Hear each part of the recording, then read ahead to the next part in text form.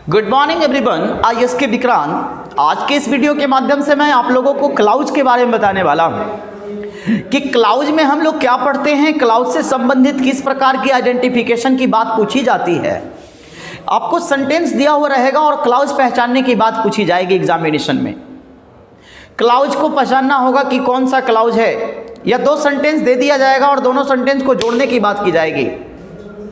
तो किस प्रकार से दो सेंटेंस को हम जोड़ते हैं, किस प्रकार से क्लाउज को पहचानते हैं, थोड़ी बात कर कर हम लोग सब समझेंगे कि किस प्रकार से हम लोग पढ़ेंगे इस पॉइंट को। देखिए, सबसे पहले क्लाउज की बात की जाए तो क्लाउज क्या होता है, व्हाट इज क्लाउज। तो clause is a part of a large sentence which has a subject and a verb. Clause जो है एक बड़ा सा सेंटेंस का पार्ट होता है, लेकिन वो पार्ट एक सेंटेंस होना चाहिए जिसके पास सब्जेक्ट और वर्ब भी है। यानी एक ऐसा सेंटेंस जिसका कोई टुकड़ा सेंटेंस ही है, जिसमें सब्जेक्ट भी है वर्ब भी है, वही कहलाएगा क्लाउज। क्लाउज तीन प्रकार की होती है, तीन फॉर्म है क्लाउज का। प्रिंसिपल क्लाउज, उसी को मेन क्लाउज कहा जाता है, इसी को इंडिपेंडेंट क्लाउज कहा जाता है। दूसरा कोऑर्डिनेट क्लाउज और तीसरा सबऑर्डिनेट क्लाउज, इसी को डिपेंडेंट क्लाउज कहा जाता है। अब बात आई कि प्रिंसिपल क्लाउज क्या होता है भाई, तो ये इंडिपेंडेंट क्लाउज होता है। इसमें जो भी सब्जेक्ट और वर्ब और ऑब्जेक्ट प्रयोग की जाएगी उसका मीनिंग खुद ब खुद एक्सप्रेस होता है। उसको मीनिंग को क्वालिफाइज करने के लिए किसी भी प्रकार के अनदर सेंटेंस की जरूरत नहीं पड़ती है। उसी को हम लोग प्रिंसिपल क्लाउज कहते हैं। लेकिन ध्यान रहे, ये लार्ज सेंटेंस का पार्ट होना चाहिए। अगर सिंगल एक सेंटेंस है वो क्लाउज नहीं, वो सेंटेंस माना जाएगा। लेकिन किसी सेंटेंस का टुकड़ा अगर एक सेंटेंस निकला है तो वो क्लाउज माना जाएगा। अब क्लाउज में भी तीन clause, principal clause, coordinate clause, subordinate clause. तो प्रिंसिपल क्लाउज कैसे पहचानेंगे? तो प्रिंसिपल क्लाउज विदाउट कंजक्शन का आता है। इसके आगे किसी भी प्रकार के कंजक्शन का प्रयोग नहीं किया जाता है, क्योंकि ये इंडिपेंडेंट होता है, अपना मीनिंग खुद ब खुद एक्सप्रेस करता है। अब बात रही कोऑर्डिनेट क्लाउज का कि कोऑर्डिनेट क्लाउज क्या होगा। ये कोऑर्डिनेट करता है, जोड़ता है, दो सिमिलर सेंटेंसों को जोड़ता है। वैसा सेंटेंस जो सिमिलर मीनिंग देता हो या कॉन्ट्राडिक्शन हो, उस प्रकार के सेंटेंस को ये जोड़ने के लिए प्रयोग किया जाता है।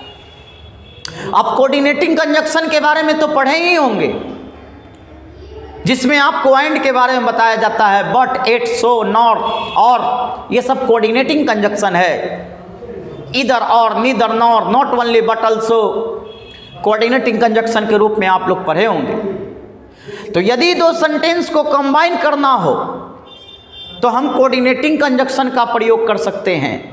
दो सिमिलर वर्ड का पर कंबाइन करना हो, जोड़ना हो, तो कोऑर्डिनेटिंग कंजक्शन का प्रयोग कर सकते हैं। नाउन को नाउन में जोड़ना, कोऑर्डिनेटिंग कंजक्शन, वर्ब को वर्ब से जोड़ना, कोऑर्डिनेटिंग कंजक्शन, सेंटेंस को सेंटेंस से जोड़ना था, कोऑर्डिनेटिंग कंजक्शन।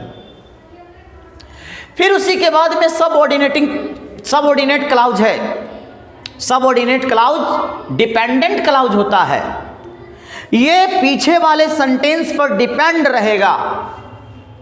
इसमें प्रयोग होने वाली कंजक्शन अलग अलग सेंस को बताती है। इसमें ज़्यादातर जो प्रयोग होती है कंजक्शन, उस सबऑर्डिनेटिंग कंजक्शन ही माना जाता है और उसे सबऑर्डिनेटिंग कंजक्शन के नाम से जाना जाता है। अब बात आई कि सर किस प्रकार से हम लोग पहचानेंगे कि कौन इंडिपेंडेंट क्लाउज है, कौन डिपेंडेंट क्लाउज है। इंडिपेंडेंट मतलब प्रिंसिपल क्लाउज कैसे पहचाने, डिपेंडेंट का मतलब सबऑर्डिनेट क्लाउज कैसे पहचाने।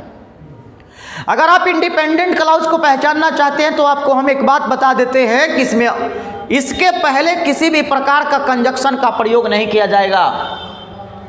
आई नो द गर्ल, यहां से यहां एक सेंटेंस और यहां से यहां एक सेंटेंस।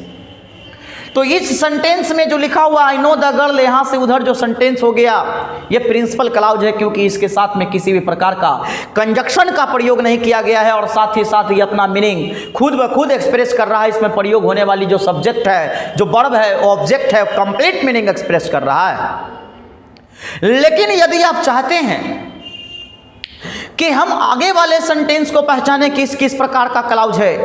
तो देखिए, who has stolen my pen, who has stolen my pen अगर बोलेंगे तो इसका हिंदी निकलेगा कौन मेरा कलम चुराया है, लेकिन इसका कंप्लीट मीनिंग पीछे वाले नाउन पर डिपेंड कर रहा है कि मैं उस लड़की को जानता हूं जो मेरा कलम को चुराई है। यहां पर ये हु, ये लड़की पर डिपेंड है, ये लड़की है, हु है, तो इस कंडीशन में इसे डिपेंडेंट क्लाउज कहकर हम लोग सबऑर्डिनेट क्लाउज कहते हैं। सबऑर्डिनेट बोलने का तरीका क्या है, ये कंजक्शन को देखते ही पता चल गया सबऑर्डिनेट क्लाउज है, क्योंकि सबऑर्डिनेटिंग कंजक्शन के रूप में जो यूज होने वाली वर्ड है वो WH वर्ड पूरा है। अगर कंजक्शन के रूप में WH वर्ड का प्रयोग किया जाए तो उससे जुड़ा हुआ आगे का पूरा सेंटेंस सबऑर्डिनेट क्लाउज कहलाएगा। WH के साथ साथ इफ का प्रयोग, दो का प्रयोग, ऑल्दो का प्रयोग, इवन, इफ, अनलेस, इन सभी शब्दों का प्रयोग हम सबऑर्डिनेटिंग कंजक्शन के रूप में करते हैं। देखिए अगला सेंटेंस है, Aakash can do this work but his friend can't. अब इस सेंटेंस को आप देखिए, इसमें कंजक्शन के रूप में बट का प्रयोग किया गया है और दोनों सिमिलर सेंटेंस है, दोनों की एबिलिटी की बात की जा रही है। वहां पर एबिलिटी दर्शाया गया, यहां पर इनएबिलिटी दर्शाया गया, सेंटेंस का फॉर्मेशन सिमिलर है। तो इस कंडीशन में हम कोऑर्डिनेट क्लाउज का प्रयोग करते हैं। कोऑर्डिनेटिंग कंजक्शन के रूप में आपको देखने को मिलेगा एंड, बट, और, nor, yet, so, for, not only but also, इधर और, नीदर नॉर, इन सभी शब्दों का प्रयोग कोऑर्डिनेटिंग कंजक्शन के रूप में किया जाता है। फिर उसी प्रकार से अगर हम पूरे फॉर्म को जान जाएं तो सबऑर्डिनेट क्लाउज में भी बहुत सारा क्लाउज है। Adverb clause of time, adverb clause of place, adverb clause of reason, इसमें अलग अलग फॉर्म निकलती है। तो आप जब यहां पर के कंजक्शन को पहचान जाइएगा कि व्हेन लगा हुआ है द टाइम से संबंधित एडवर्ब क्लाउज ऑफ टाइम हो गया। अगर यहां पर वेयर लिखा हुआ है तो एडवर्ब ऑफ प्लेस की बात हो गया, तो एडवर्ब क्लाउज सबऑर्डिनेट क्लाउज में एंट्री मार दिया, एडवर्ब क्लाउज ऑफ प्लेस। तो यहां पर WH से संबंधित जानकारी आपको होनी चाहिए। और बहुत सारी बात है इसमें, मैं एक और वीडियो इस पर बनाऊंगा जिससे आपको डीप बताऊंगा कि किस प्रकार से सेंटेंस को कंबाइन किया जाता है, किस प्रकार से सेंटेंस को अरेंज किया जाता है। अभी तो फिलहाल मैं आपको आइडेंटिफिकेशन पर चर्चा किया हूं कि किस प्रकार से हम लोग क्लाउज को पहचानेंगे, क्लाउज के पहचानने के लिए कीवर्ड क्या है, इन सभी बातों पर हम चर्चा किए हैं। उम्मीद है कि आप लोगों को मेरा वीडियो पसंद आया होगा। तो वीडियो पसंद आया होगा या मेहनत दिखा हो तो मेरे चैनल को सब्सक्राइब करें, अपने दोस्तों के बीच शेयर करें। धन्यवाद।